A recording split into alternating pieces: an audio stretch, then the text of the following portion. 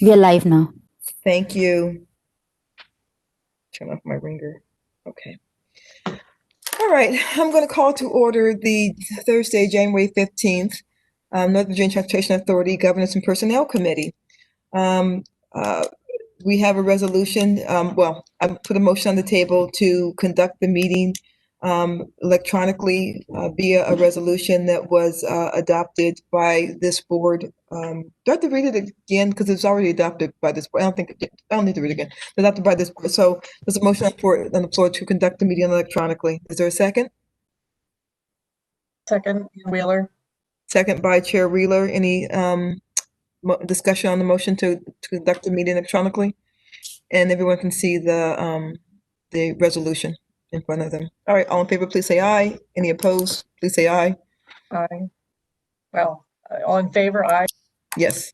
So I can see Ms. Crystal and Ms. Wheeler. Who am I missing? Do I see? I think that's all you got for this meeting. I don't see Mr. McKay. And he's not here. So it's just the three ladies that showed up today. Is that right? Okay. Well, then that that motion will pass 3-0-2 with the gentleman not being with us today.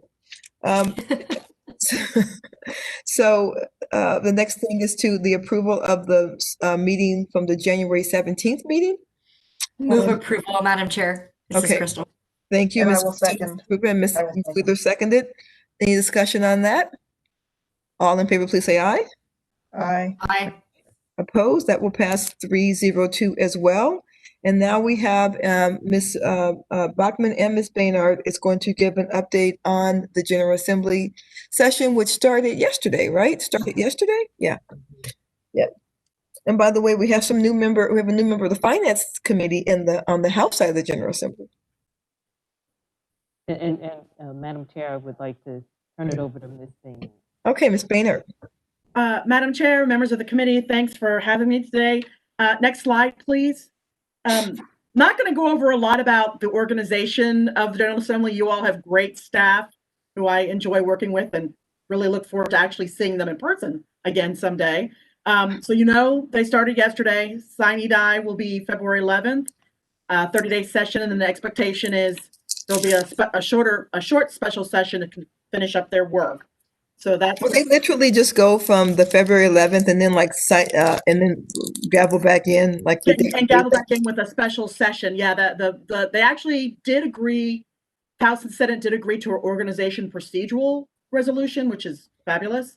And then it contained provisions that they could essentially by vote take bills introduced in this regular session and move them over to the first special session if the work hasn't been completed.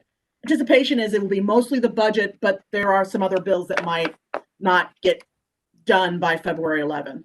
Are you at all concerned, Ms. Baynard, that by going immediately into a special session, it may discourage them from getting some of the work done in the regular session if they can move bills over? Even if there were to be a few days between the two, there's a lot of interest in getting this done as quickly as possible on both sides of the aisle and both bodies. I think they were in for almost 7 months last year with the dragged out special. So no, they really think they can if they can have 45 days, they can get it done. Okay. But they're going to have to get stuff done in the 30 to be able to only have the short. Sure, special. That makes sense. And is the special session scheduled for 15 days? I haven't heard specifics formally, but I think would be somewhere about 14, 15 days, maybe 15, 16. Okay. All right. Thank you. Next slide. So just a reminder that our focus areas for this year are protecting our revenue and abilities for our mission while reminding everyone that we still are short $32 million from total restoration. Support the flexibility that we've gotten temporarily for health and safety concerns, and Senator McPike has introduced his bill and it's posted. And then, of course, to support quick distribution of any federal relief funds for transportation, particularly for our transit operators. Next slide, please. What I'm going to go over now are some of the bills or ideas we've heard about so far on the second day of the session. It was a very busy day, full slate of meetings for both the House and the Senate.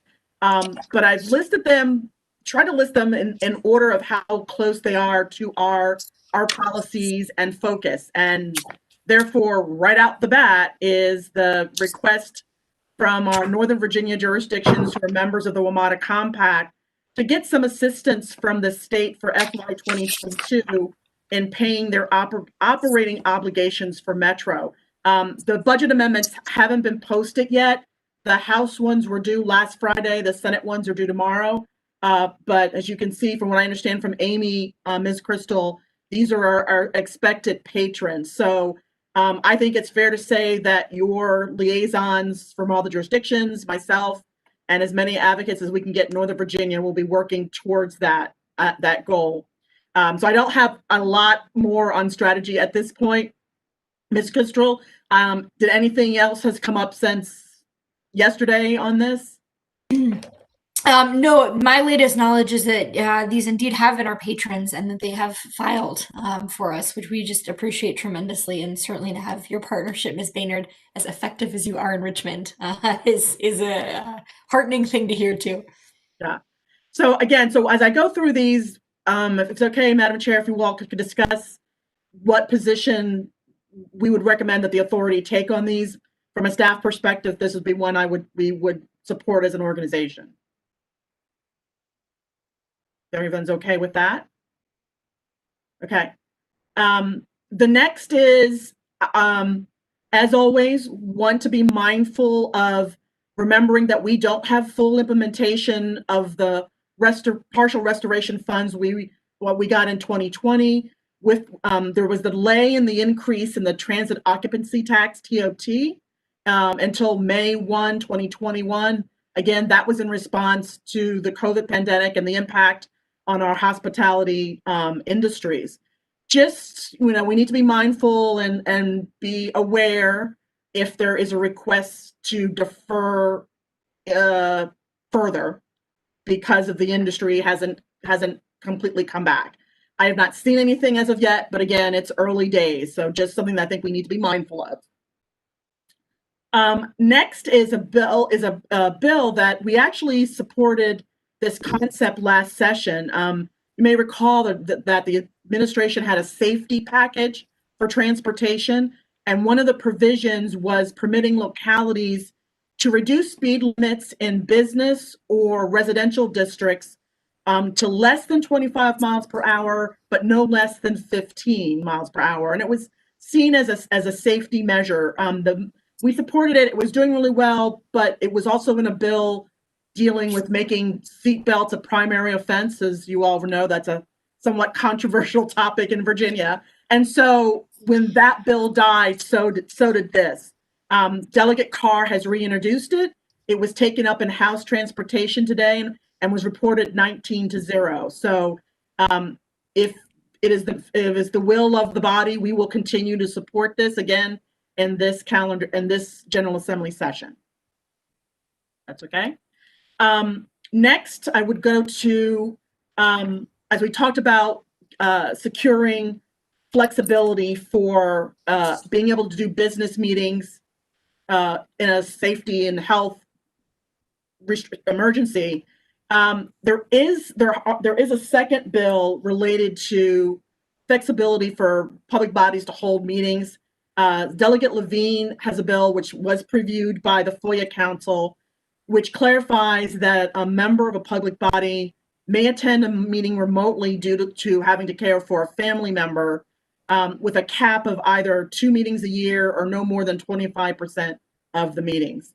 It wasn't anything that we had discussed before, but I did, in full disclosure, want to let you all know that bill is out there, and I don't know if it's anything that we need to be participating in, but I did want to let you guys know because I know some of you had interest in this issue.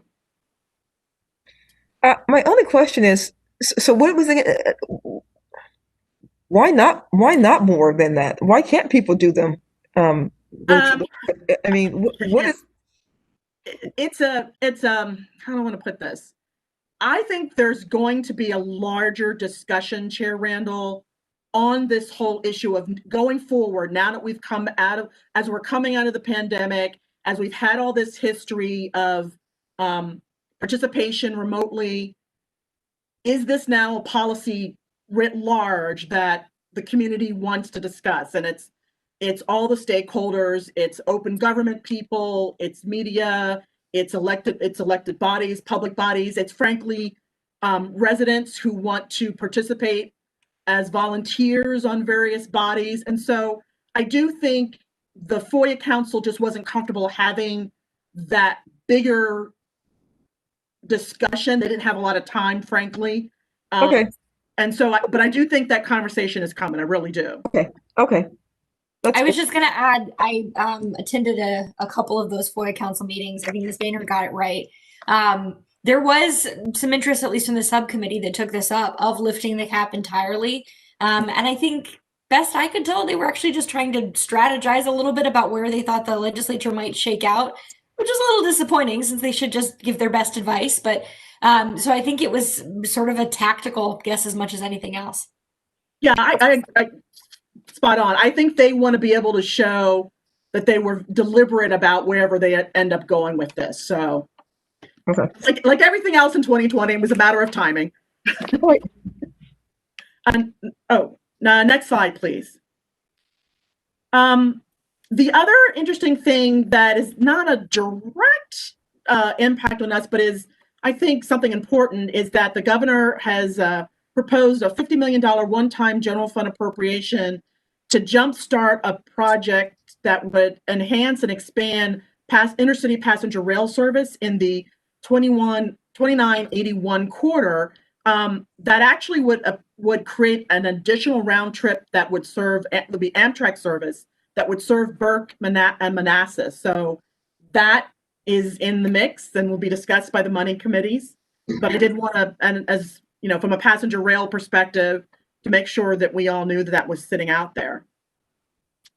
An interesting study by the chair of the House Transportation Committee, Delegate McQuinn, is calling on DRPT for a 2-year study to look at issues around transit modernization, particularly equity, and any modernization for the infrastructure that would be needed to enhance transit accessibility for all who need it. So that is a study resolution. I know that she's been speaking with Director Mitchell and DRPT about timing and what needs to be covered with that. But it just seems like there's a little synergy there as the authority is updating its long-range plan. So we'll see what comes out of that study. It's going to go on for 2 years. They have to have an interim report at the end of 2021. The other monetary thing on the table we have no interesting information on right now is the latest federal COVID relief funds actually provided revenue or funding directly to state departments of transportation, DOTs. It's projected that Virginia is getting about $252 million. I'm actually hoping that Secretary Valentine, who's speaking to a House Appropriations Transportation Subcommittee tomorrow, will speak more to that. The federal guidelines for that are fairly, as you can see, fairly broad and flexible, but it will be interesting to see how they use that money. Frankly, if it will be used maybe to fill in for money they're using from the revenue sharing program, and then that revenue sharing program can come back to local projects. We just don't know yet. Is that transit money included that? So that doesn't No, include. that's over and above the transit money. Okay. Yeah, I'm sorry, I should have said that. Yeah, this is over and above transit. Next slide, please. The other trend that has been really interesting, because again, it's not a big transportation year, particularly by our experience with transportation and General Assembly. But what you are seeing is a lot of attention at looking at the transportation sector's role in climate change and greenhouse gases. And it's showing up with a number of bills, as you can see here, and we're probably expecting a few more, related to electric vehicles, both access to them, are they available in the fleet, setting of a low emission or zero emission vehicle standards for Virginia would have their own. So these bills are before you, the ones we know of. As I said, there might be a few more coming in, but it is a interesting trend that we haven't seen yet. And these bills are before General Assembly. So any questions or comments about them? Yep. Okay. Actually, if I sure. could just, Tracy, real quick. Sure. This is a conversation I got into with someone regarding like clean energy and the greenhouse gas and net zero carbon emissions from the transportation sector. It's difficult when you're a growing community like Prince William County to address some of this because we have lots of people moving in and they bring their cars with them. Just saying, it's I'm not gonna say unrealistic, but it does, in a growing community, it's more difficult. Well, certainly there's a lot of issues. There's, how rapidly does the fleet, meaning all of our vehicles, how rapidly does that turn over?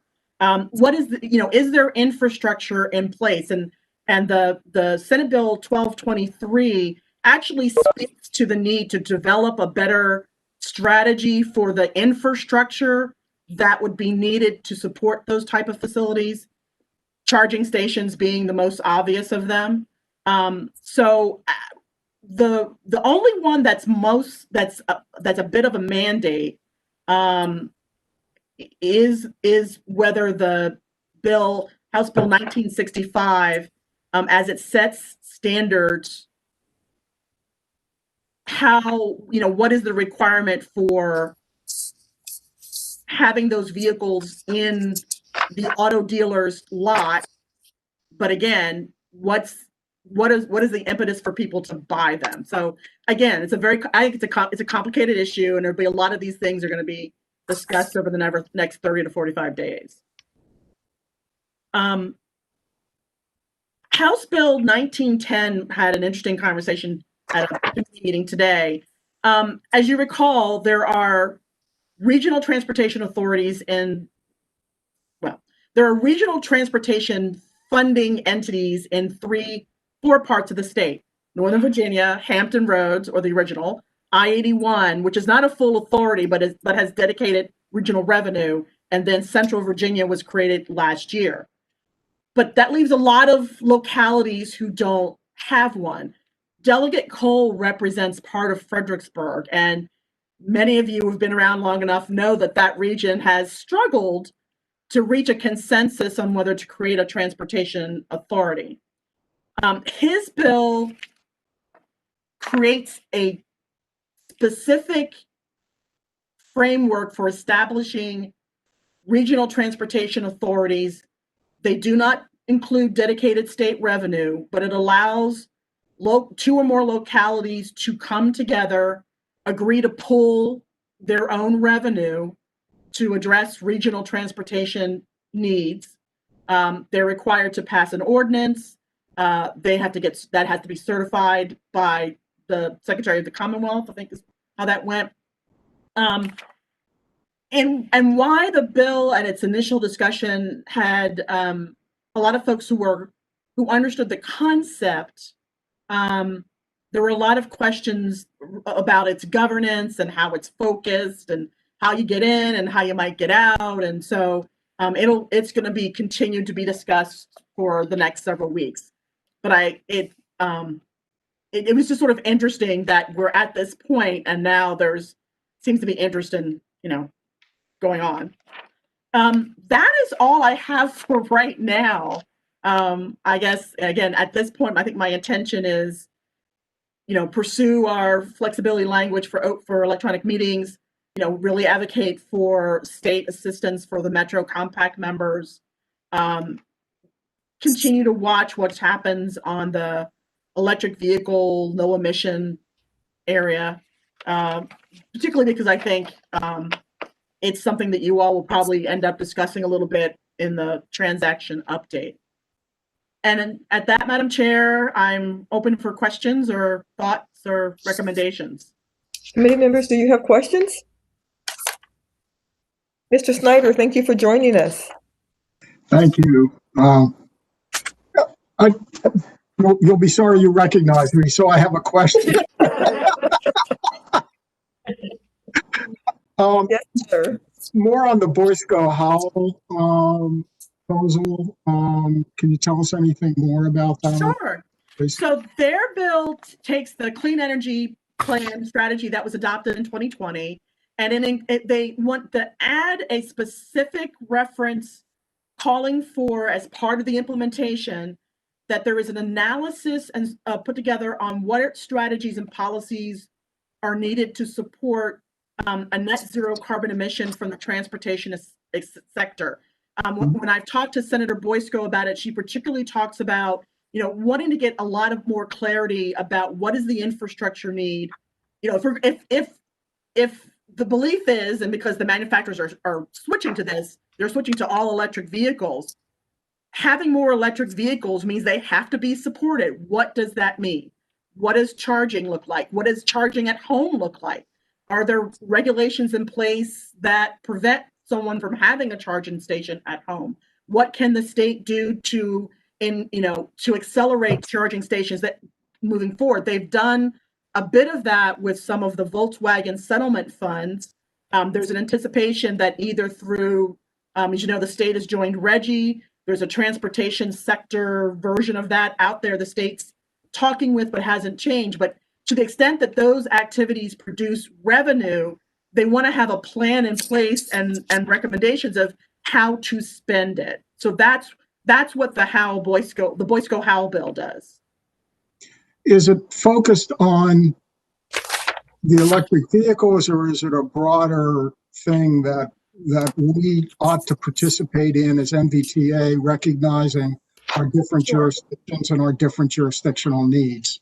It is broader. It is broad in the sense that it's focused on what's the needs for encouraging, incentivizing, supporting low emissions, hybrid vehicles. I mean, whatever that means for low emission vehicles, however that comes forward. And so is there a role for NVTA? Absolutely. As we talk amongst the region, what that means and feeding that into the state effort. Absolutely. Could I ask a question in a similar vein? Mr. Schneider, I don't want to cut you off if you had more. No, I'm like, Senator, Mr. Steiner. No, I'm good. Yes. Madam Chair, yeah, thank you. So it sounds like a lot of description, both with the Boy Scout Howell Clean Energy Plan Amendment, but also with the others here, largely focused on private vehicles and electrification of private vehicles. Have you heard any discussion or interest in electrification of public transit fleets, whether that's electric locomotives on our train systems or electric buses? Well, the Howell, the Boy Scout Howell bill would include that specifically. Okay. It defines fleet as privately owned, publicly owned, however, whatever that means. So it would cover all of that. There is a bill, and I didn't put it on this list, and I think it actually also might be Senator Boysko, which would expand the pilot that Dominion has for school buses. So there is a bill to expand that. Great. Okay. So that's what I've seen so far. Okay, that's great. Yeah, I'm glad it's on the radar. I learned in the last week or two, I thought this was fascinating, that apparently the District of Columbia has used some of their VW settlement money to help electrify locomotives on Amtrak trains, not because they're owned in any way by the district, but because they did an air quality assessment and ascertained that one of the biggest drivers of particulate pollution in DC neighborhoods was actually the idling of those locomotives at Union Station. So I think it seems like it can be done. That's an allowable use of those funds. And so the opportunity to help electrify some of our transit sector could be really exciting. So I'm glad that's on the radar. Yeah, I think, it will be very interesting to see with the new federal administration, And as they're discussing an infrastructure bill, how much of that is part of that bill that then would come down to the states and then could be used? So I think, Senator Boysko described it to me. It's the desire to, be prepared for something like that and identify how the money could be spent that would, be good and support these efforts. Chair, Madam Chair. Yes. If I could, I just wanted to add on to Board Member Crystal's point. The authority, we've actually funded some electric transit buses for the city of Alexandria. So I think that, we could get, hopefully this bill will have some federal funds attached to, not federal, but some state monies attached to it as well, because you make a great point in regards to the emissions. Now, I don't want to speak for the transit agencies and the cost to convert a fleet or the phasing that is associated with that, because I'm sure phasing is something that they would have to consider. But I do want to note that, the authority, we've already made investments in purchasing or funding electric buses, transit buses. That I recall we made that allocation on Valentine's Day one year, which was the most romantic transit project of all for future generations. The most romantic day of the year for transit. Okay, anything else, Ms. Wheeler? You good? Okay, I think that's everybody then. Ms. Beckman, did you have anything else you want to add to this meeting before we signed up? No? All right, everyone, we have tonight we have the public speakers. I think we have 16 public speakers tonight. Yeah. Yeah, 60. So are some of them coming in person? No one is coming. Okay, they're all gonna be, okay. So we will see you guys back here for the authority meeting. Thank you. That's 7 Thanks, o'clock, everyone. correct? 7 o'clock, right? 7 Just to be o'clock, clear? yeah. Okay, just want to double check. Okay, Yeah. thank you. See you in an hour.